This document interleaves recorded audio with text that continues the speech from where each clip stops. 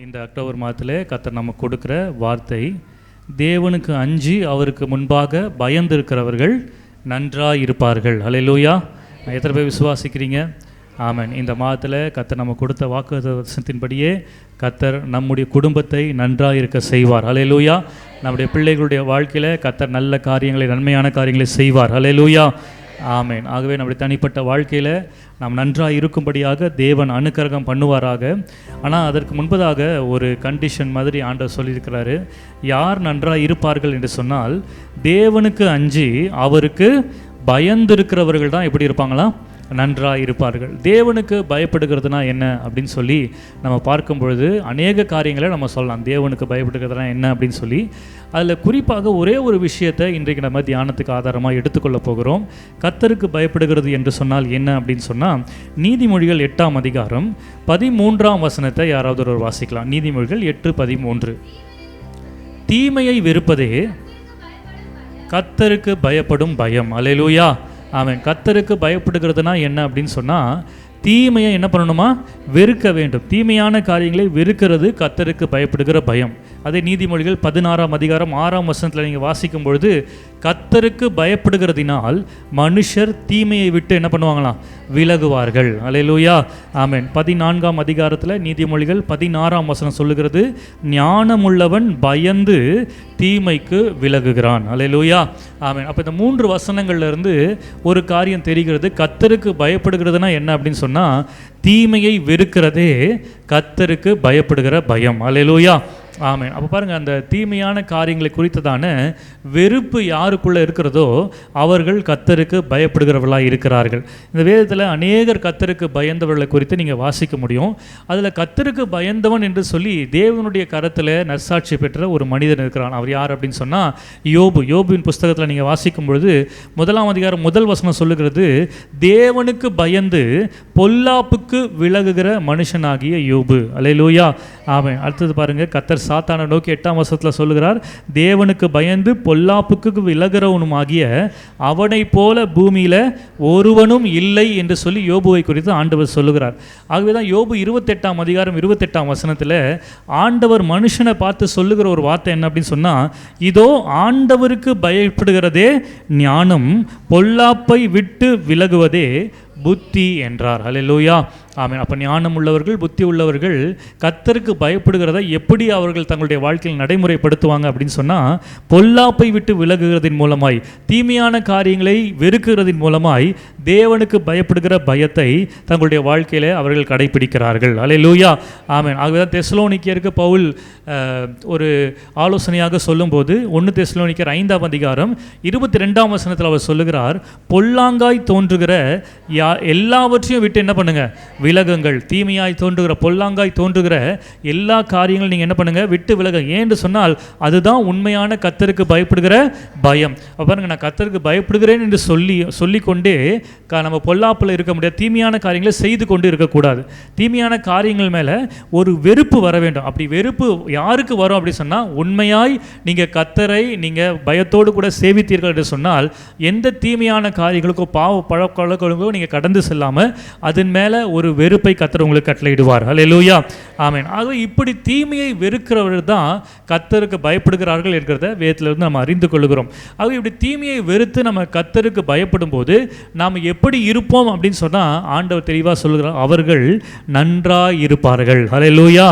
ஆமென். நன்றாக இருப்பார்கள். ஏசாயா தீர்க்கதரிசி புஸ்தகம் 3ஆம் அதிகாரத்தில் 10வது வசனம் இப்படி சொல்லப்பட்டிருக்கிறது. ஏசாயா 3ஆம் அதிகாரம் 10வது வசனம் வாசிங்க. உங்களுக்கு நன்மை உண்டாகும் என்று நீதிமான்களுக்கு சொல்லுங்கள். போதும். அல்லேலூயா. ஆமாம். நீதிமான்களை பார்த்து என்ன சொல்லணுமா? உங்களுக்கு நன்மை உண்டாகும். உங்களுக்கு நன்மை உண்டாகும். It shall be well with them. அவர்களுக்கு நன்மை உண்டாகும், நன்றாக இருப்பாங்க. இன்னொரு வார்த்தையில் சொல்லணும்னா, நீதிமான்களை பார்த்து நீங்கள் நல்லா இருப்பீங்கன்னு சொல்லுங்கன்னு இங்கே வேதவசனம் சொல்லுகிறது. அல்லேலூயா. ஆமென். இங்கே கர்த்தருடைய இரத்தத்தினால் மீட்கப்பட்ட ஒவ்வொருவரும் நீதிமான்களாக இருக்கிறோம். அப்போ நம்ம ஒருவரை ஒருவர் பார்த்து வாழ்த்தும் போது, நம்ம எப்பவுமே ஒரு விசுவாசியோ ஒரு போதகரையோ கிறிஸ்தவர்களை நம்ம பார்க்கும்போது முதலாவது அவங்கள என்ன சொல்லி வாழ்த்துறோம்? ஸ்தோத்திரம் சொல்லி என்ன பண்ணுறோம்? வாழ்த்துறோம். அதோடு கூட இன்னொரு வார்த்தையும் ஆட் பண்ணிக்கிட்டால் நல்லாயிருக்கும்னு நினைக்கிறேன்.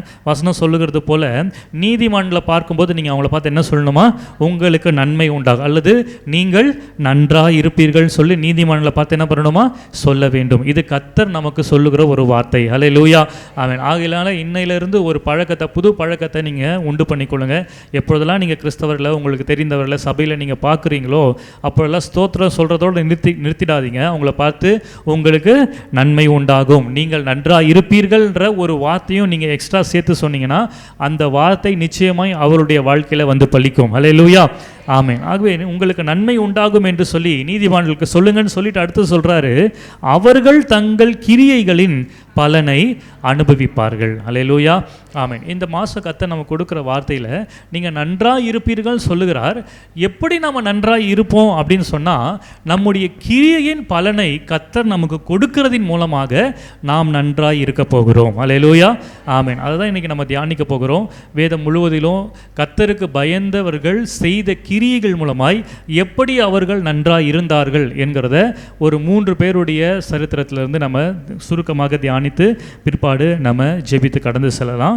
பிரசங்கின் புஸ்தகம் 2ஆம் அதிகாரம் 24ஆம் வசனத்தில் சாலமோன் இப்படியாக எழுதி வைத்திருக்கிறார், மனுஷன் புசித்து குடித்து தன் பிரயாசத்தின் பலனை அனுபவிப்பதை பார்க்கிலும் அவனுக்கு ஒரு நன்மையும் இல்லை. ஹல்லேலூயா, ஆமென்.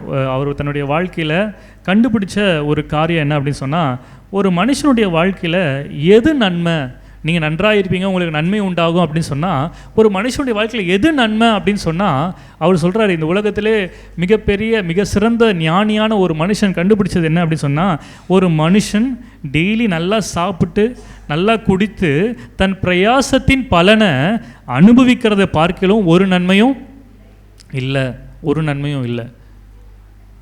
இதன் அடிப்படையில் தான் வேதத்தில் ஒரு வசனம் இருக்குது, மனுஷன் உலகம் முழுவதையும் ஆதாயப்படுத்தினாலும் தன் ஜீவனை நஷ்டப்படுத்தினால் லாபம் என்ன. அதுதான் அதனுடைய உண்மையான அர்த்தம். நீ எல்லாத்தையும் சேர்த்து வச்சிடலாம், ஆனால் உன் உயிர் போயிடுச்சுன்னா என்ன லாபம், நீ சேர்த்து வச்சது யாருடையது ஆகும் அப்படின்றது தான் அதனுடைய உண்மையான அர்த்தம். அப்போ பாருங்கள், இவர் கண்டுபிடிச்ச ஒரு காரியம்னா, ஒரு நன்மையான காரியம் உலகத்தில் உண்மையாகவே இருக்கும் அப்படின்னு சொன்னால், நீங்கள் சம்பாதிக்கிற சம்பாத்தியத்தை நீங்கள் சாப்பிடுகிறது. அல்லேலூயா, ஆமென். பாருங்கள், அநேகருடைய வாழ்க்கையில் அநேகர் தங்களுடைய கையின் பிரயாசத்தை அவங்களால என்ன பண்ண முடியல, சாப்பிட முடியல. அந்த பணங்கள் எல்லாம் ஒருவேளை கடன்காரனுக்கு போகுது, அல்லது பெரும்பான்மையான பணம் எங்கே போகுது, மருத்துவமனைக்கு போகுது. அல்லேலூயா, ஆமென். ஒரு ஸ்டேட்மெண்ட் போன வாரத்தில் இப்படி படித்தேன், many R one medical bill away from bankruptcy. அநேகர் பேங்க்ரப்சின்னா என்னது, பேங்க் பேலன்ஸ் 0 ஆயிடுச்சுன்னா அவங்களுக்கு பேர் என்னது, அவங்க பேங்க்ரப்ட் ஆகிட்டாங்கன்னு சொல்லுவாங்க. அவ்வளோதான், அவங்க பணம் எல்லாம் ஒன்றும் இல்லாமல் அவங்க நடு தெருவில் வந்துட்டாங்கன்னு சொல்கிறாங்க இல்லையா. அந்த மாதிரி ஒரு மெடிக்கல் பில் போதுமா உங்கள் பேங்க்கில் இருக்கிற எல்லா பணத்தையும் 0க்கு கொண்டு வரத்துக்கு. ஆனால் பாருங்கள், இங்கே இருக்கிற எல்லாருடைய வாழ்க்கையிலும் எல்லாருடைய பேங்க் அக்கௌண்ட்லேயும் பணம் இருக்குதுன்னா அதுக்கு என்ன காரணம், ஆண்டவர் அப்படிப்பட்ட மெடிக்கல் பில் நம்முடைய குடும்பத்துக்கு வராமல் கர்த்தர் பாதுகாத்து இருக்கிறார். அல்லேலூயா, ஆமென். பாருங்கள், அதனால் நான் என்ன சொல்ல வரேன் அப்படின்னு சொன்னால், மனுஷன் தன் பிரயாசத்தின் பலனை அனுபவிப்பது ஒரு மிகப்பெரிய நன்மை. அல்லேலூயா, ஆமென்.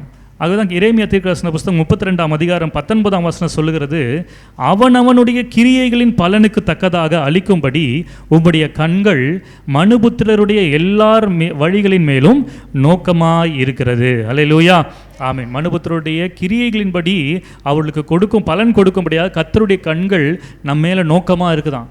கர்த்தர் இந்த மாதத்தில் நீங்கள் அவருக்காக செய்கிற எல்லா கிரியைகளும் அவர் பார்த்து கொண்டே இருக்கிறார்.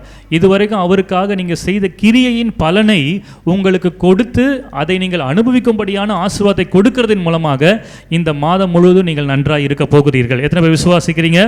ஹல்லேலூயா, ஆமென். பாருங்கள், வேதவசனம் சொல்லுகிறது, இதோ சீக்கிரமாய் வருகிறேன், அவனவனுடைய கிரியைகளின்படி அவனவனுக்கு நான் அளிக்கும் பலன் என்னோடு கூட வருகிறது என்று வெளிப்படுத்தின விசேஷம் 22ஆம் அதிகாரம் 12ஆம் வசனத்தில் ஆண்டவர் சொல்லுகிறார். பாருங்கள், அப்போ நம்ம நன்றாக இருக்க வேண்டும் என்று சொன்னால் அதை கர்த்தர் எப்படி செய்கிறார்னா, நம்முடைய கிரியைகளின் மூலமாக கர்த்தர் நமக்கு அதை செய்கிற தேவனாக இருக்கிறார். அல்லேலூயா, ஆமென். ஆகவே பாருங்கள், வேதவசனத்தில் நம்ம பல காரியங்களை இந்த கிரியைகள் மூலமாக பார்க்கும்போது வரும்போது ஒரே ஒரு காரியம் மாத்திரம்தான் கிரியைகளின் அடிப்படையில் வராது. அது என்ன எந்த காரியம் அப்படின்னு சொன்னால் 2 தீமோத்தேயு 1 அதிகாரம் 9 நீங்கள் வாசிக்கும் பொழுது, அவர் நம்முடைய கிரியைகளின்படி நம்மை ரட்சிக்காமல் தம்முடைய தீர்மானத்தின்படியும் ஆதி காலம் முதல் கிறிஸ்து இயேசுவுக்குள் நமக்கு அருளப்பட்ட கிருபையின்படியும் நம்மை ரட்சித்து பரிசுத்த அழைப்பினாலே நம்மை அழைத்தார். அல்லேலூயா. நம்ம ரட்சிக்கப்பட்டது மாத்திரம்தான் நம்முடைய கிரியைகளினால அல்ல, அது தேவனுடைய ஈவு. அல்லேலூயா. விசுவாசத்தினாலே கிருபையை கொண்டு நம்ம என்ன பண்ணப்பட்டிருக்கிறோம்? ரட்சிக்கப்பட்டிருக்கிறோம். நம்ம ஏதோ நல்லது செஞ்சவங்க அப்படின்றதுனாலையோ அல்லது நம்முடைய பெற்றோர் ஏதோ புண்ணியம் செஞ்சதுனாலோ நம்ம கிறிஸ்தவர்களாக அல்லது ஆண்டவரை நம்ம ஏற்றுக்கொள்ளலை. இது ஆண்டவருடைய கிருபை, ஆண்டவருடைய ஈவு.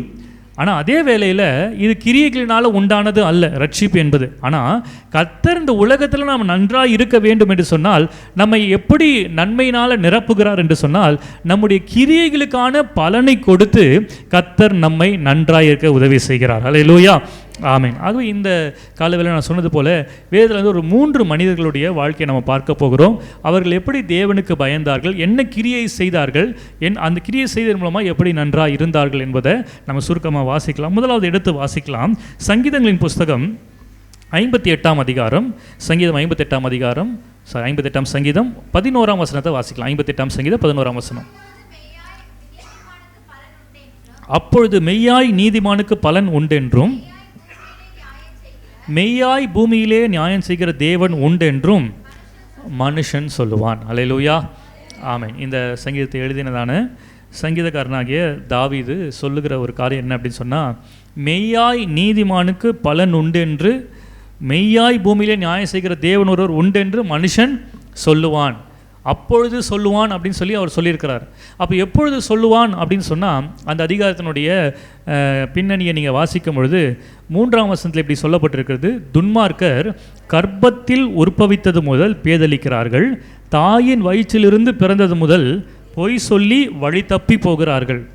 அதுக்கப்புறம் 4 வசனத்தில் சொல்லுகிறார், சர்ப்பத்தின் விஷத்திற்கு ஒப்பான விஷம் அவர்களில் இருக்கிறது. அல்லேலூயா. யாருடைய உள்ளத்தில் இருக்குதா இந்த சர்ப்பத்தின் விஷயம் போல ஒப்பான விஷயம்? யாருடைய உள்ளத்தில் இருக்குது? துன்மார்க்கருடைய உள்ளத்தில் இருக்குது. அவங்க தாயின் கர்ப்பத்தில் உற்பவித்தது முதல் என்ன பண்ணுறாங்களா? பேதலிக்கிறார்கள், பிறந்ததால் பொய் சொல்லி வழி தப்பி போகிறார்கள். அடுத்தது 10வது வசனத்தில் சொல்லுகிறார், பழி வாங்குதலை நீதிமான் காணும்போது மகிழ்வான். அல்லேலூயா. பழி வாங்குதலை நீதிமான் காணும்போது மகிழ்வான். அப்பொழுது மெய்யாய் நீதிமானுக்கு பலன் உண்டு என்று மனுஷன் சொல்லுவான். அல்லேலூயா. ஆமென். நம்முடைய கிரியைகளின் பலனை கொடுத்து நம்ம நன்றாக இருக்கும்படியாக உதவி செய்கிறான்னு சொல்லி நம்ம தியானித்து கொண்டிருக்கிறோம். முதலாவது இந்த தாவீதுடைய வாழ்க்கையிலிருந்து நம்ம கற்றுக்கொள்ளுகிற ஒரு மிகப்பெரிய ஒரு பாடம் என்ன அப்படின்னு சொன்னால், நம்முடைய கிரியைகளில் நமக்கு இருக்க வேண்டிய முதல் காரியம் என்ன அப்படின்னு சொன்னால், நம்முடைய கிரியைகளில் நம்ம பழிக்கு பழி வாங்கக்கூடாது. முதல் கிரியை என்னது? பழிக்கு பழி என்ன பண்ணக்கூடாது? வாங்கக்கூடாது. அதுதான் முதல் குறிப்பு. நம்முடைய கிரியைகளுக்கான பலனை கர்த்தர் கொடுக்கணும்னா, நம்ம நன்றாக இருக்கணும்னா, முதலாவது நம்முடைய கிரியை எப்படிப்பட்டதாக இருக்கணும்னா, நம்ம மற்றவர்களிடத்தில் பழிக்கு பழி வாங்குகிறவர்களாக என்ன பண்ணக்கூடாது? இருக்கக்கூடாது. அநேகருடைய உள்ளத்தில் இப்படிப்பட்ட வைராக்கியம் இருக்கும். அவங்க என்ன இப்படி பண்ணிட்டாங்களே, அவங்களுக்கு நிச்சயமாக நான் என்ன பண்ணுவேன்? பழிக்கு பழி வாங்குவேன்.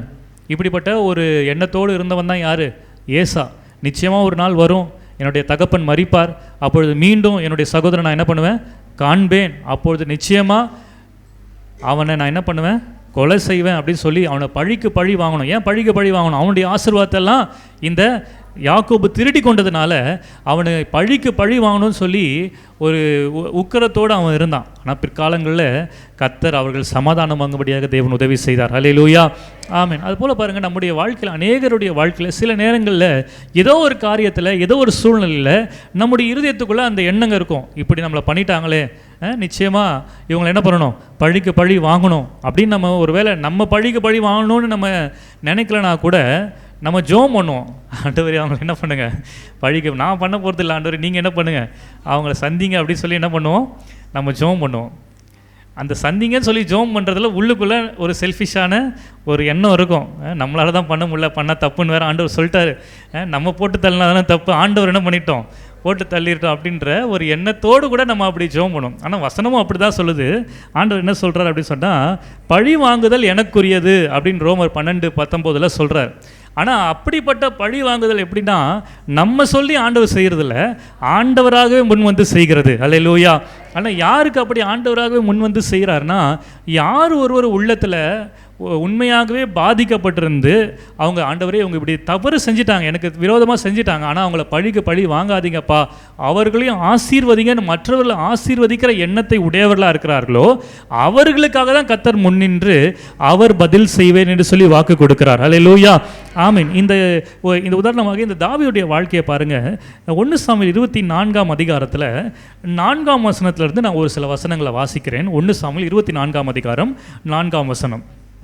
அப்பொழுது தாவீதின் மனுஷர் அவனை நோக்கி, இதோ நான் உன் சத்துருவை உன் கையில் ஒப்பு கொடுப்பேன், உன் பார்வைக்கு நலமானபடி அவனுக்கு செய்வாயாக என்று கர்த்தர் உன்னோடே சொன்ன நாள் இதுதானே என்றார்கள். தாவீது எழுந்திருந்து போய் சவுலினுடைய சால்வையின் தொங்கலை மெல்ல அறுத்து கொண்டான். தாவீது சவுலின் சால்வையின் தொங்கலை அறுத்து கொண்டது நிமித்தம் அவன் மனது அடித்து கொண்டது. அவன் தன் மனுஷரை பார்த்து, கர்த்தர் அபிஷேகம் பண்ணின என் ஆண்டவன் மேல் என் கையை போடும்படியான இப்படிப்பட்ட காரியத்தை நான் செய்யாதபடிக்கு கர்த்தர் என்னை காப்பாராக, அவர் கர்த்தரால் அபிஷேகம் பண்ணப்பட்டவர் என்று சொன்னான். அல்லேலூயா.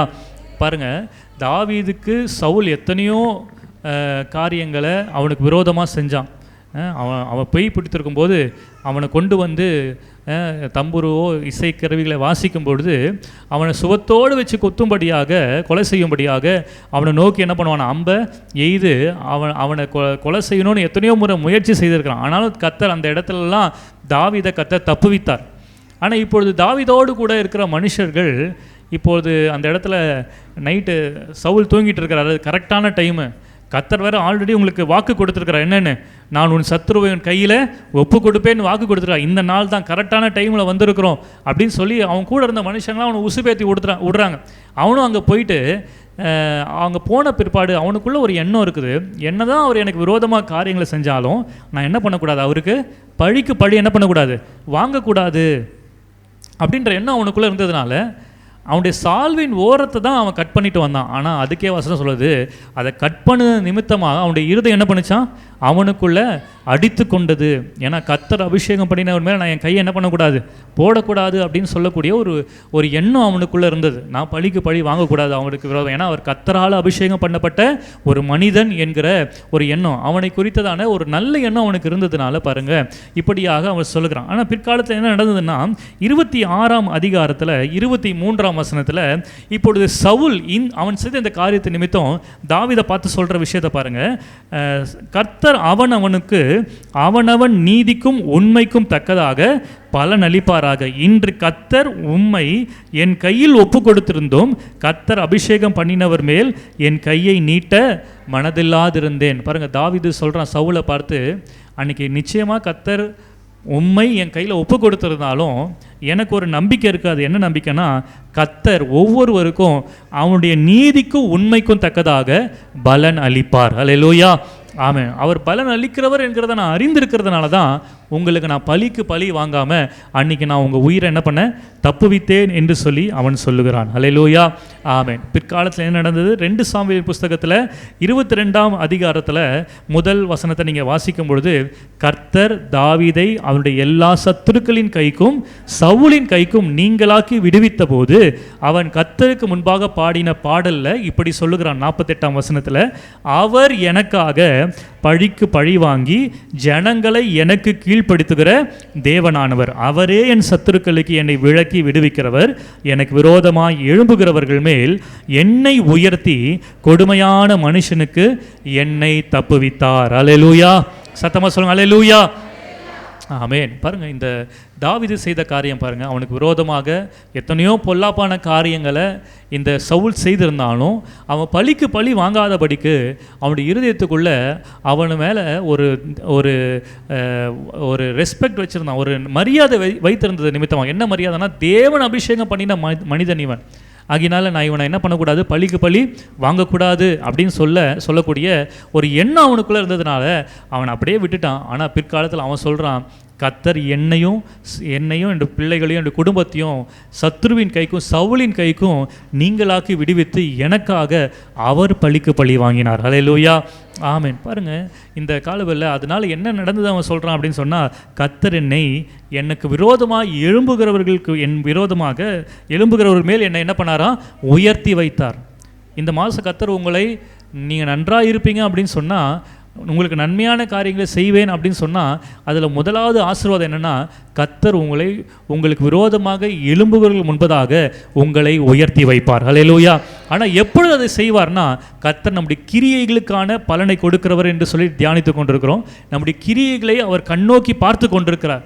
நம்முடைய இருதயத்தை கொஞ்சம் சற்று ஆராய்ந்து பார்க்கலாம். இன்றைக்கி யார் மேலேயாவது நமக்கு வைராக்கியமோ மனக்கசப்போ இவங்களுக்கு பழிக்கு பழி வாங்கணும் அப்படின்ற ஒரு எண்ணம் இருக்கும் அப்படின்னு சொன்னால், இன்றைக்கி ஆண்டவர் சமூகத்தில் ஒப்பு கொடுக்கலாம். ஆண்டவரே, நீர் என்னுடைய கிரியைகளை பார்த்து எனக்கு பலன் கொடுத்து நான் நன்றாக இருக்கும்படியாக உதவி செய்கிறவர், சத்துருக்களுக்கு முன்பாக என்னை உயர்த்தி வைக்கிறவர், எனக்கு விரோதமாக எழும்புகள் மத்தியில் என்னை தப்புவிக்கிறவர், இப்படிப்பட்ட ஆசீர்வாதங்களை எல்லாம் நான் பெற்றுக்கொள்ள வேண்டும் என்று சொன்னால், என்னுடைய கிரியை நீர் பார்க்க, என்னுடைய கிரியையில் ஒரு நாளும் நான் யாருக்கும் விரோதமாக பழிக்கு பழி வாங்காதபடிக்கு என்னை பாதுகாத்து கொள்ளுங்க அப்படின்னு சொல்லி நம்ம ஒரு தீர்மானம் எடுக்கும்போது கர்த்தர் நிச்சயமாய் நாம் நன்றாக இருக்க உதவி செய்வார். ஹல்லேலூயா, ஆமீன். ஆகவே நீதிமொழிகளில் வாசிக்கிற 24ஆம் அதிகாரம் 29ஆம் வசனத்தில் இப்படி சொல்லப்பட்டிருக்கிறது, அவன் எனக்கு செய்த பிரகாரம் நானும் அவனுக்கு செய்வேன், அவன் செய்கைக்கு தக்கதாக நானும் அவனுக்கு சரி கட்டுவேன் என்று நீ என்ன பண்ணாத, சொல்லாத. அவன் இப்படி செஞ்சாலும் நானும் அவனுக்கு என்ன பண்ணுவேன், இப்படி தான் செய்வேன், எனக்கு என்ன செஞ்சானோ அதே மாதிரி அவனுக்கு செய்வான், அப்போ தான் அவனுக்கு புத்தி வரும், அப்போ தான் அவனுக்கு புரியும் அப்படின்னு என்ன பண்ணாத, சொல்லாத. பழிக்கு பழி வாங்கணுன்ற எண்ணம் உங்களுக்குள்ளே இருக்கக்கூடாது. நம்முடைய கிரியைகளை கர்த்தர் பார்க்கிறார். அன்றைக்கு தாவீதுடைய மனது பாருங்கள், சாதாரண சால்வையுடைய தொங்கலை அறுத்தது நிமித்தமாக அவனுக்கு அடித்து கொண்டிருக்கும் அப்படி சொன்னால், அவனுடைய இருதயத்தின் நிலை எப்படி இருந்திருக்கோ கொஞ்சம் யோசித்து. அப்படிப்பட்ட இருதயத்தை கர்த்தர் இந்த காலவெளியில் நம் ஒவ்வொருவருக்கும் கர்த்தர் கொடுப்பாராக. ஹல்லேலூயா. இன்னொரு வார்த்தையில் சொல்லணும்னா, சத்துருக்களை சிநேகிக்கக்கூடிய இருதயத்தை கர்த்தர் நமக்கு கொடுக்கும்போது கர்த்தர் நம்முடைய கிரியைகளின் பலனை நாம் அனுபவித்து நாம் நன்றாக இருக்கும்படியாக தேவன் உதவி செய்வார். ஹல்லேலூயா, ஆமென். மோசே தன்னுடைய பாடலில் இப்படியாக எழுதுகிறார். 32ஆம் அதிகாரத்தில், உபாகமம் 32ஆம் அதிகாரத்தில் மோசே எழுதின பாடல் இப்படி சொல்லுகிறது. 35ஆம் வசனம், பழி வாங்குவதும் பதில் அளிப்பதும் எனக்கு உரியது, ஏற்ற காலத்தில் அவர்களுடைய கால் தள்ளாடும், அவர்களுடைய ஆபத்து நாள் சமீபமாக இருக்கிறது, அவர்களுக்கு நேரிடும் காரியங்கள் தீவிரித்து வரும். இன்றைக்கு ஒரு வேளை உங்களுக்கு விரோதமாக பல மனிதர்கள் பொல்லாப்பான காரியங்களை செய்து கொண்டிருக்கலாம். உங்களுடைய உயர்வுக்கு விரோதமாக தாவீது சொன்னது போல, எனக்கு எதிர்க்கிறவர்கள் முன்பாக கர்த்தர் என்னை உயர்த்தினார்ன்ற வார்த்தையின்படி ஒருவேளை இன்றைக்கி உங்களுடைய உயர்வுகளை ஒரு சில மனிதர்கள் தடுத்து கொண்டிருக்கலாம். நீங்கள் வேலை செய்கிற இடமா இருந்தாலும் சரி, அல்லது உங்கள் அக்கம் பக்கத்தினராக இருந்தாலும் சரி, குடும்ப சூழ்நிலைகளாக இருந்தாலும் சரி, உங்களுடைய உயர்வுகளுக்கு விரோதமாக எதிராக இருக்கிறவர்களுக்கு முன்பாக கர்த்தர் சொல்லுகிற வார்த்தை என்ன அப்படின்னு சொன்னால், ஏற்ற காலத்தில் அவர்களுடைய கால் தள்ளாடும். இன்றைக்கி ஒருவேளை உங்களுக்கு விரோதமாக எழும்புகிற நல்லா இருக்கிறது போல் தெரியலாம், அவங்களாம் செழிப்பாக இருக்கிறது போல் இருக்கலாம், கர்த்தருக்கு பயப்படுகிற பயம் அவங்களுக்கு இல்லை, ஆனால் அவங்களாம் நல்லா இருக்கிறாங்களே அப்படின்ற எண்ணம் உங்களுக்குள்ளே இருக்கலாம். ஆனால் அவர்களை குறித்து ஒரு நாளும் நீங்கள் பொறாமப்படாதீங்க, அவர்களை குறித்து ஒரு நாளும் எரிச்சல் அடையாதீங்க. கர்த்தருடைய வார்த்தையை சொல்லுது, ஏற்ற காலத்தில் அவருடைய கால் என்ன பண்ணுமா, தள்ளாடும். யார் உங்களுடைய உயர்வை தடுத்தார்களோ அவர்களுக்கு முன்பாக கர்த்தர் உங்களை உயர்த்தி வைத்து கர்த்தர் நீங்கள் நன்றாக இருக்கும்படியாக செய்வார். ஹல்லேலூயா, ஆமென். ஆகவே இந்த காலவெளியில் முதலாவது கிரியை நம்மிடத்தில் காணப்பட வேண்டிய ஒரு கிரியை என்ன அப்படின்னு சொன்னால், நாம் யாரிடத்திலும் பழிக்கு பழி வாங்கக்கூடாது. ஹல்லேலூயா, ஆமென். ரெண்டாவது கிரியை என்ன அப்படின்னு சொல்லி நம்ம வாசிக்கும் பொழுது எடுத்து வாசிக்கலாம். ஆதியாகமத்தின் புஸ்தகம் 50ஆம் அதிகாரம் 20வது வசனம். ஆதியாகமம் 50ஆம் அதிகாரம் 20வது வசனம். நீங்கள் எனக்கு தீமை செய்ய நினைத்தீர்கள், தேவனோ இப்பொழுது நடந்து வருகிறபடியே வெகு ஜனங்களை உயிரோடு காக்கும்படிக்கு அதை நன்மையாக முடிய பண்ணினார். ஹல்லேலூயா, ஆமென். முதலாவது கிரியை என்னென்னா, பழிக்கு பழி வாங்கக்கூடாது. ரெண்டாவது கிரியை என்னென்னா, நம்ம தீமைக்கு நன்மை செய்கிறவளாக இருக்க வேண்டும். ஹல்லேலூயா. தீமைக்கு என்ன செய்யணுமா, நன்மை செய்கிறவளாக இருக்க வேண்டும். முதல் குறிப்பில் பாருங்கள், முதல் குறிப்பில் பழிக்கு பழி வாங்கக்கூடாதுன்னு சொன்னோம். யாரை பழிக்கு பழி வாங்கணும்னு ஒரு மனுஷன் துடிப்பான் நினைப்பான் அப்படி சொன்னால், எந்த மனுஷன் அவனுக்கு விரோதமாக தீமையை செஞ்சானோ அவனை பழி வாங்கணும்னு நினைப்பான். ஆனால் இங்கே 2வது குறிப்பில் நம்ம என்ன பார்க்குறோம் அப்படின்னு சொன்னால், அதனுடைய அடுத்த கட்டமாக உங்களுக்கு விரோதமாக யாராவது தீமை செய்திருக்கலாம், அவங்கள பழி வாங்குறது ஒரு கட்டமாக இருக்குது. ஆனால் அதை விட மேலான ஒரு காரியம் என்ன அப்படின்னு சொன்னால், உங்களுக்கு தீமை செய்கிறவர்களுக்கு நீங்கள் என்ன செய்கிறது? நன்மை செய்ய வேண்டும். அல்லேலூயா. அங்கே தான் ஆண்டவர் சொல்ல, உன் சத்துரு பசியாக இருந்தால் நீ என்ன பண்ணு, அவனுக்கு ஆகாரம், புசிக்கு ஆகாரம் கொடு அப்படின்னு சொல்லி ஆண்டவருடைய வசனம் சொல்லுகிறது இல்லையா? அப்போ 2வது கிரியை எப்படிப்பட்ட கிரியையாக இருக்கணும்னா, உங்களுடைய வாழ்க்கையில் உங்களுக்கு விரோதமாக நிறைய பேர் தீமையான காரியங்களை செய்திருக்கலாம். ஆனால் ஒரு நாளும் அவருடைய வாழ்க்கையில் நீங்கள் தீமையான காரியங்களை நீங்கள் அவங்களுக்கு விரோதமாக செய்யாதபடிக்கு, ஆண்டவரே நான் அவர்களுக்காக நன்மையான காரியங்களை செய்யும்படியாக எனக்கு உதவி செய்யுங்க அப்படின்னு சொல்லி நம்ம என்ன பண்ண வேண்டும்? கேட்க வேண்டும். இதுக்கு சிறந்த எடுத்துக்காட்டு தான் இப்போ நம்ம வாசித்த இந்த யோசேப்புடைய வாழ்க்கை.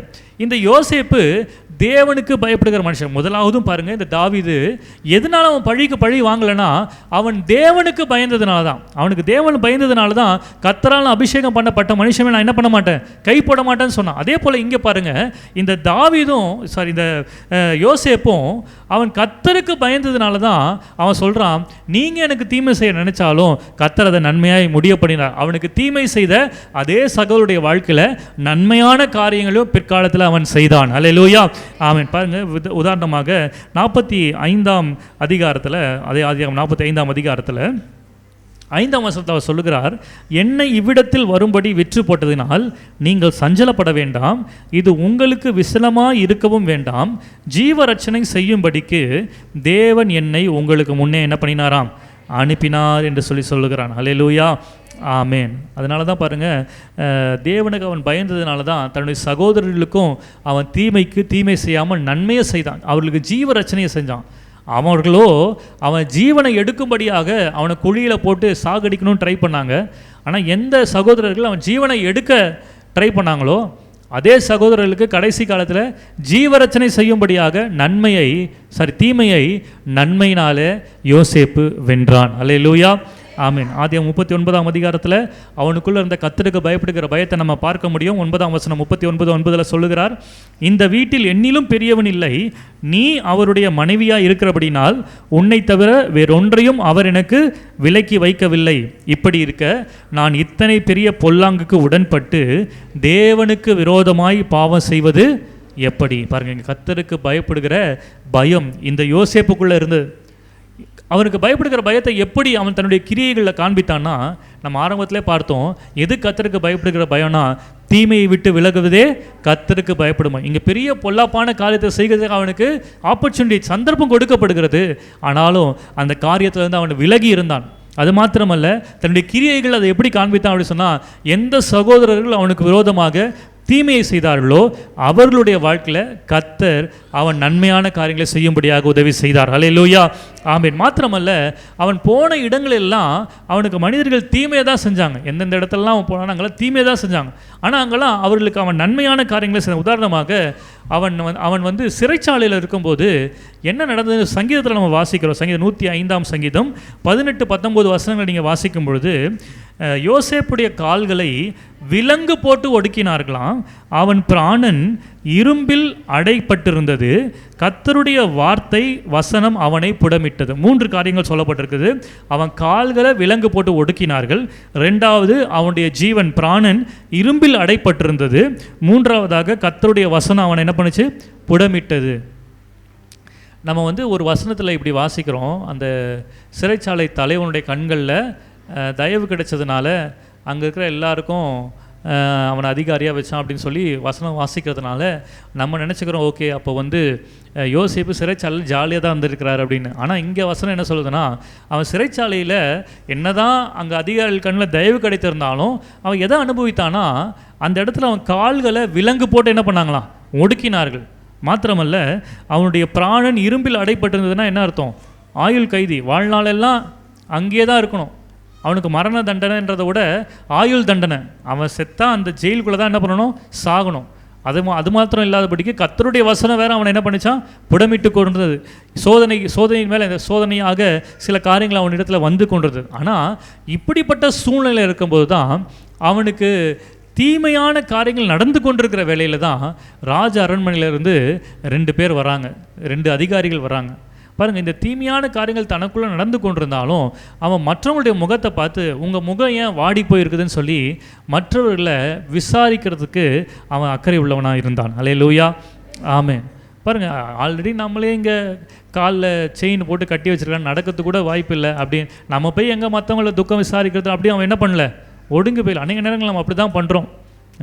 நானே இங்கே முடியாமல் இருக்கிறேன், நான் எங்கே இந்த மற்றவங்களுக்காக ஜெபம் பண்ணுறது, நான் எங்கே மற்றவங்கள போய் விசாரிக்கிறது அப்படின்னு சொல்லி என்ன பண்ணுறோம். நம்மளை யாராவது வந்து என்ன பண்ணுறாங்களா, விசாரிக்கிறான். நம்மளுக்கு விசாரிக்கிறதுக்கே ஆள் இல்லை, நம்ம மற்றவங்களுக்காக ஜெபம் பண்ணோம், மற்றவங்கள போய் விசாரிக்கணுமா அப்படின்னு சொல்லி நம்ம நினைக்கிறோம். ஆனால் இங்கே கால்களால் விலங்கு போட்டு ஒடுக்கப்பட்டிருந்த இந்த யோசேப்பு தான் அங்கேருந்து தலைவர்களுடைய நலனை அவன் விசாரிக்கிறவனாக இருந்தான். அல்லேலூயா, ஆமென். பாருங்கள், தீமைக்கு அவன் நன்மை செய்கிறவனாக இருந்தான். மாத்திரமல்ல, அடுத்தது நீங்கள் வாசிக்கும் பொழுது அவனுடைய வாழ்க்கையில் அநேக இடங்களில் அவன் நன்மையான காரியங்களை செய்கிறவனாக இருந்தான். அதனால தான் நம்ம சங்கீதத்தில் வாசிக்கிறோம், 37ஆம் சங்கீதம் 27ஆம் வசனத்தில், தீமையை விட்டு விலகி நன்மை செய், அப்பொழுது என்றென்றைக்கும் நிலைத்திருப்பாய். தீமையை விட்டு விலகி என்ன செய்யணுமா, நன்மை செய்கிறவர்களாக இருக்க வேண்டும். பிலிப்பியர் 2ஆம் அதிகாரம் 4ஆம் வசனம் சொல்லுகிறது, அவனவன் தனக்கானவைகளை அல்ல பிறனுக்கானவைகளையும் நோக்குவானாக. அந்த யோசேப்பு அந்த இடத்துல தனக்கானவைகளே அவன் நினைக்கவில்லை, பிறனுக்கானவைகளே அந்த இடத்துல என்ன பண்ணான், யோசித்தான். இன்றைக்கு அப்படிப்பட்ட சுவாபம் நமக்குள்ளே காணப்படும், அப்படிப்பட்ட கிரியைகள் நமக்குள்ளே வரட்டும். நமக்கானதுக்கு மாத்திரமே நம்ம ஓடிக்கொண்டிருக்காதபடிக்கு மற்றவருடைய நலனுக்காகவும் நம்ம கிரியை செய்கிறவர்களாக இருக்கும்போது கர்த்தருடைய வசனம் சொல்லுகிறது போல, அவனவனுடைய கிரியைக்கு தக்கதாக நான் அளிக்கும் பலன் என்னோடு கூட வருகிறது. அல்லேலூயா. அந்த கிரியையின் பலனை அனுபவிக்கிறது தான் நன்மைன்னு சொல்லி சாலமோன் சொன்னார். அந்த கிரியையின் பலனை அனுபவிக்கிறது மூலமாய் நாம் நன்றாய் இருக்கும்படியாக தேவன் நமக்கு அனுக்கிரகம் பண்ணுவார். அல்லேலூயா, ஆமென். அதுவே பாருங்கள், அந்த தீமைக்கு நன்மை செய்தது நிமித்தமாக வசனம் சொல்லுகிறது இல்லையா, 1 பேதுரு 3ஆம் அதிகாரம் 17ஆம் வசனத்தில், தீமை செய்து பாடு அனுபவிப்பதிலும் தேவனுக்கு சித்தமானால் நன்மை செய்து பாடு அனுபவிப்பதே மேன்மையாக இருக்கும். அல்லேலூயா.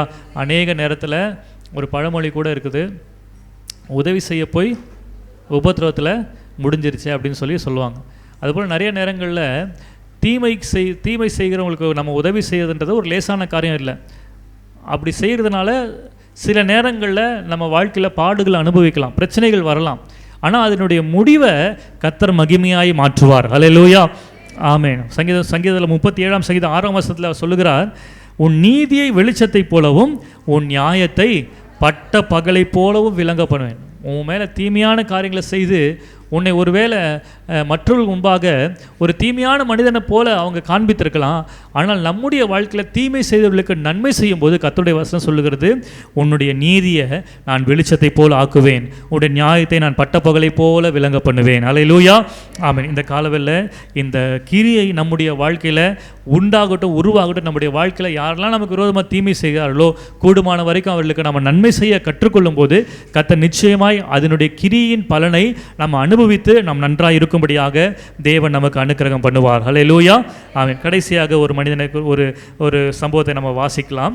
1 ராஜாக்களின் புஸ்தகம் 17ஆம் அதிகாரம் 13ஆம் வசனத்தையும் 14ஆம் வசனத்தையும் யாராவது வாசிக்கலாம். 1 ராஜாக்கள் 17ஆம் அதிகாரம் 13, 14.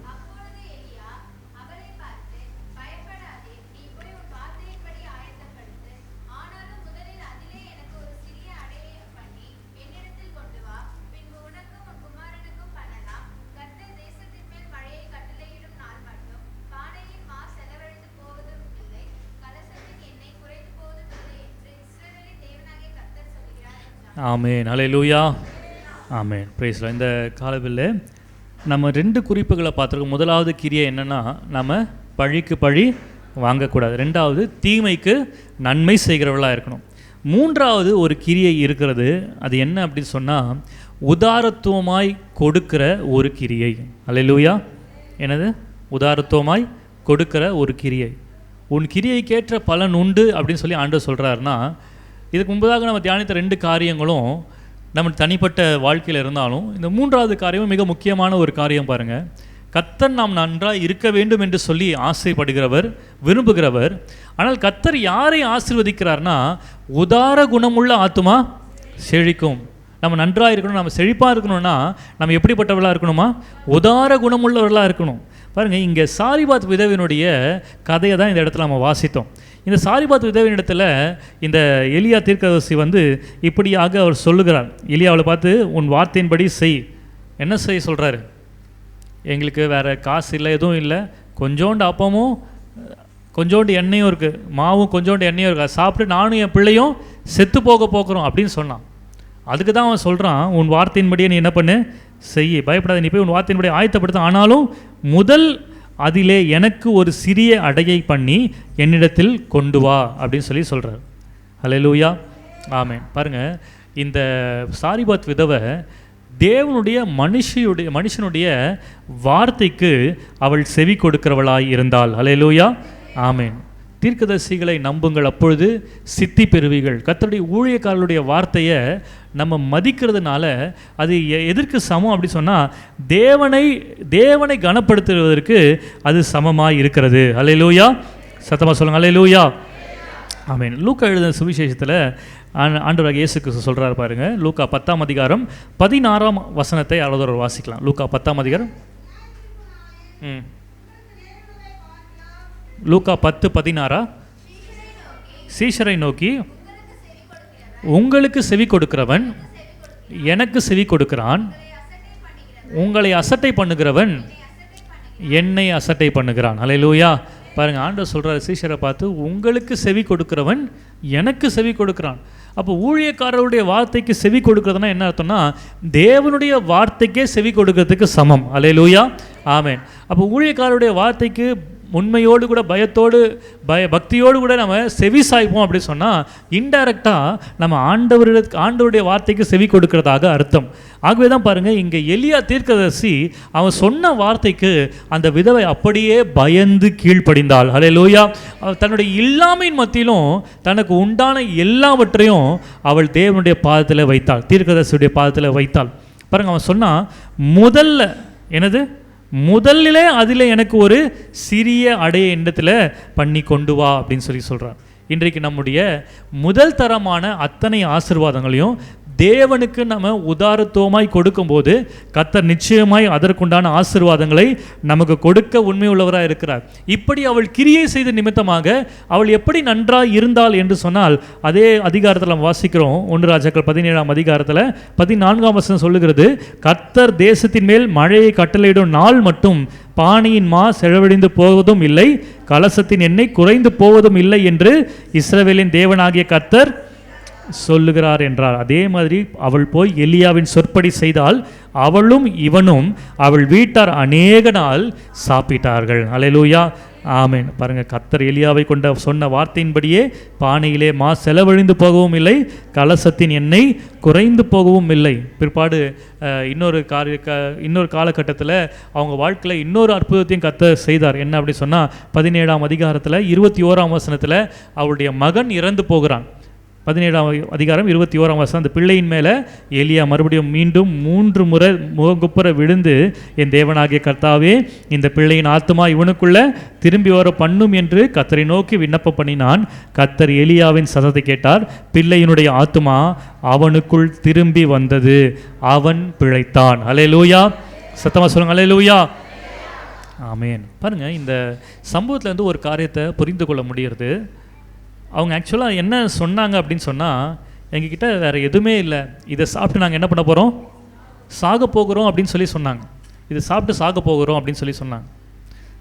ஆனால் அந்த இடத்துல அவங்க கர்த்தருடைய வார்த்தைக்கு செவி கொடுத்து அவங்களுக்கு உண்டான எல்லாவற்றையும் அந்த தீர்க்கதரிசி கொடுத்த போது, முதலாவது தங்களுக்கு வைத்திருந்த காரியம் நிச்சயமாக அவங்களுடைய வாழ்க்கைக்கு குடும்பத்துக்கு போதுமானதாக இல்லை. அதனுடைய முடிவு என்னென்னா மரணமாக இருந்தது. ஆனால் கர்த்தர் முதலாவது வந்த மரணத்தையும் தடுத்தார். பிற்பாடு வருகிற நாட்களில் வியாதிப்பட்டு ஒருவேளை அவன் மரித்திருந்தாலும் அதற்கு பிற்பாடு வந்த மரணத்தையும் கர்த்தர் தடுத்தார். ஹல்லேலூயா. பாருங்கள், ரெட்டிப்பான ஆசீர்வாதத்தை இந்த அம்மா தன்னுடைய கிரியின் மூலமாய் பெற்றுக்கொண்டாங்க. எப்படி நான் உதாரத்துவமாக கர்த்தருக்கு கொடுத்தது நிமித்தமாக. ஹல்லேலூயா. ஆகதான் நீதிமொழிகள் 3ஆம் அதிகாரம் 9ஆம் வசனம் 10ஆம் வசனம் சொல்லுகிறது, உன் பொருளாலும் உன் எல்லா விளைவின் முதற் பலனாலும் கர்த்தரை என்ன பண்ணு, முதல் பலனால் கர்த்தரை என்ன பண்ணுமா?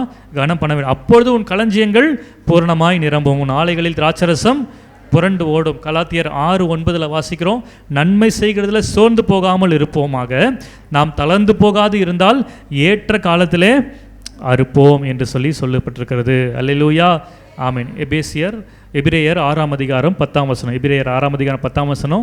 ஏனென்றால் உங்கள் கிரியையையும் நீங்கள் பரிசுத்தவான்களுக்கு ஊழியம் செய்ததினாலும் செய்து வருகிறதினாலும் தமது நாமத்திற்காக காண்பித்த அன்புள்ள பிரயாசத்தை மறந்து விடுகிறதற்கு தேவன் அநீதி உள்ளவர் அல்ல. அல்லேலூயா. என் நாமத்து நிமித்தம் ஒரு கலசம் தண்ணீர் கொடுத்தாலும் அதனுடைய பலனை நீங்கள் என்ன பண்ண மாட்டீங்க?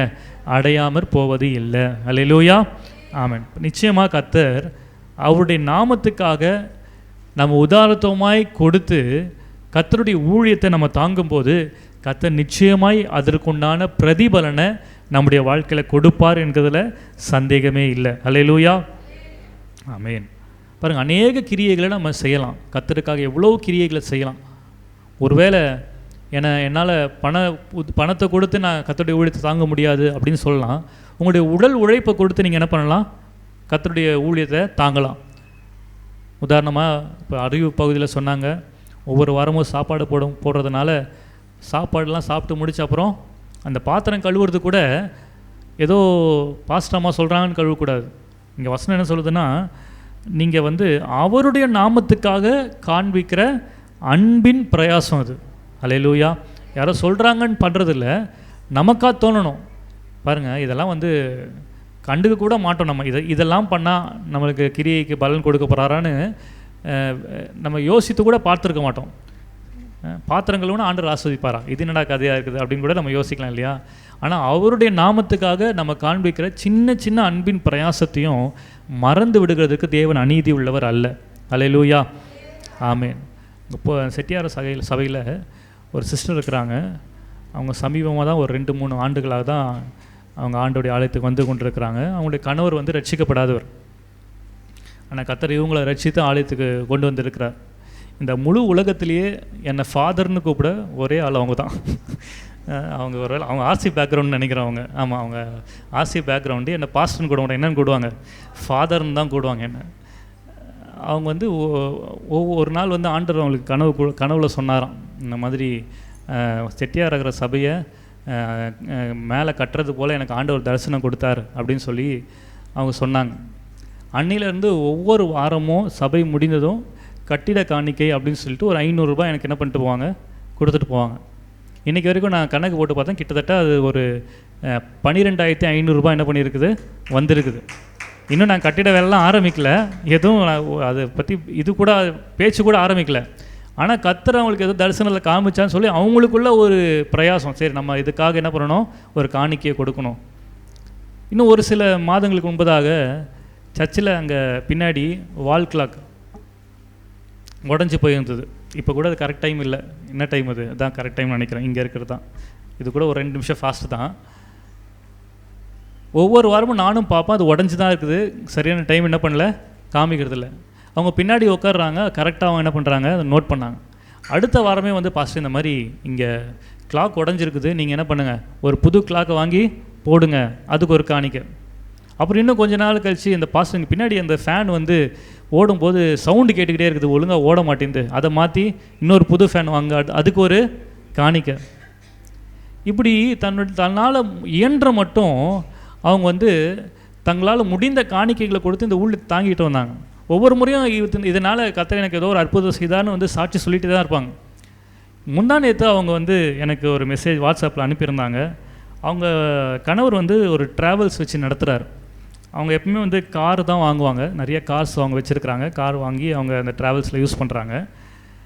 முந்தா நேற்று அவங்க எனக்கு ஒரு ஃபோட்டோ அனுப்பிச்சு, praise the lord father, pray for our new vehicle அப்படின்னு சொல்லி ஒரு பஸ்ஸு ஃபோட்டோவை அனுப்பிச்சிருந்தாங்க.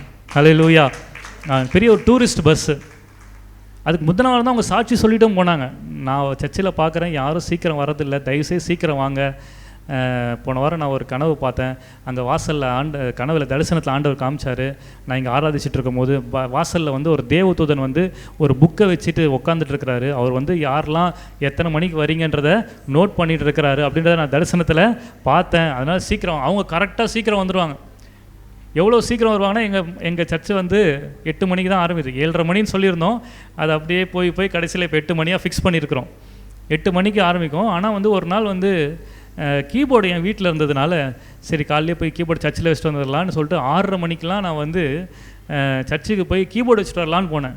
பார்த்தா அந்த அம்மா கதவை வந்து உள்ளே முழங்கால் படிக்கிட்டு 6:30 மணிக்கு ஸ்தோத்திர பலி சொல்லிகிட்டு இருக்கிறாங்க. அல்லேலூயா. போன வாரம் தான் சொன்னாங்க அவங்க, நீங்கள் சீக்கிரம் வாங்க, கர்த்தர் நிச்சயமாக அதற்குண்டான ஆசீர்வாதம் உங்களுக்கு கொடுப்பாருங்க, என் வாழ்க்கையில் அப்படி கொடுக்குறாரு, நீங்களும் சீக்கிரம் வாங்க அப்படின்னு சொல்லி சாட்சி சொன்னாங்க. 2 நாள் முன்னாடி பாருங்கள், என்னுடைய எங்களுக்கு வந்து கர்த்தர் வந்து ஒரு புதிய பஸ்ஸு வாங்க முடியாது உதவி செய்திருக்கிறான்னு சொல்லி என்ன பண்ணுறாங்க, அவங்க சாட்சி சொல்கிறாங்க. பாருங்கள், இதெல்லாம் எதனால் நடக்குதுன்னா கர்த்தருடைய நாமத்துக்காக நம்ம செய்கிற அன்பின் பிரயாசம் எது சின்னதாக இருக்கலாம் பெருசாக இருக்கலாம், அதனுடைய பலனை கர்த்தர் நிச்சயமாக நமக்கு கொடுப்பார். அல்லேலூயா. நம்முடைய கிரியைகளின் பலனை கர்த்தர் நமக்கு கொடுக்கறது எதற்காகனா நாம் நன்றாக இருக்கும்படியாக. அல்லேலூயா. ஆமென். அப்போ கர்த்தருக்கு பயப்படுகிறவர்கள் முதலாவது பழிக்கு பழி என்ன பண்ண மாட்டாங்க, வாங்க மாட்டாங்க. 2வது தீமைக்கு நன்மை செய்கிறார். 3வதாக கர்த்தருடைய வார்த்தைக்கு கீழ்ப்படிந்து கர்த்தருக்காக உதாரத்துவமாய் கொடுக்கிறவர்களாக இருப்பார்கள். அல்லேலூயா. அப்படிப்பட்டவருடைய கிரியைக்கு கர்த்தர் பலன் கொடுக்கிறதன் மூலமாக இந்த மாதம் முழுவதும் நாம் நன்றாக இருக்கும்படியாக தேவன் அனுக்கிரகம் பண்ண போகிறார். அல்லேலூயா. ஆமென். ஆகவே பாவி 100 தரம் பொல்லாப்பை செய்து நீடித்து வாழ்ந்தாலும் என்ன, தேவனுக்கு அஞ்சி அவருக்கு முன்பாக பயந்திருக்கிறவர்களே நன்றாக இருப்பார்கள் என்று அறிந்திருக்கிறேன். அல்லேலூயா. ஆமென். ஆகவே இந்த மாதத்தில் நாம் நன்றாக இருக்க வேண்டும் என்று சொன்னால் இந்த வார்த்தைகளுக்கு நாம் அர்ப்பணிக்கலாம். இந்த வார்த்தைகளின்படி நம்ம செய்ய ஒப்பு கொடுப்போம். கர்த்தர் நிச்சயமாய் அதற்குண்டான ஆசீர்வாத பிரதிபலனை நமக்கு கர்த்தர் கொடுத்து நம்மை ஆசீர்வதிக்க அவர் உண்மையுள்ளவராக இருக்கிறார். அல்லேலூயா. ஆமென்.